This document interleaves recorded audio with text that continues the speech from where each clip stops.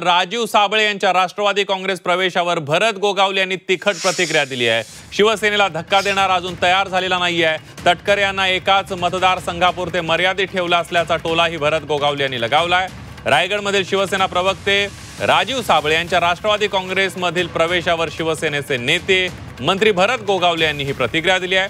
3 माजी आमदारांच्या मुलांना आपल्या पक्षात घेऊन आपण शिवसेनेला चेकमेट देऊ शकतो असं कुणाला वाटत असेल, पण रायगड जिल्ह्यात शिवसेनेला चेकमेट देणारा अजून तयार झालेला नाही अशा शब्दात मंत्री भरत गोगावले यांनी नाव न घेता सुनील तटकरे यांना आव्हान दिलंय।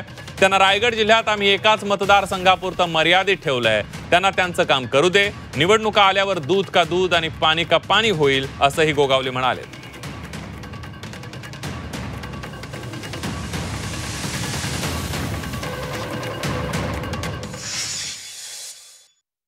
त्यांना आम्ही एकच मतदारसंघावरती आतापर्यंत ठेवलेला आहे। गेल्या अनेक वर्ष आपण पाहताय, तरी आज जर आपण पाहिलं तर माजी आमदार माणिकराव जगताप यांची मुलगी, अशोकदादा साबळे यांचा मुलगा, त्यानंतर मधुकर ठाकूर यांचा मुलगा, या तिन्ही माजी आमदारांच्या मुलांना घेऊन कदाचित त्यांना असं वाटत असेल की आपण शिवसेनेला चेकमेट देऊ शकतो, परंतु अजून शिवसेनेला चेकमेट देणारा अजून तयार झालेला नाही आहे। त्यांनी त्यांचं काम करावं, आम्ही आमचं काम करूया।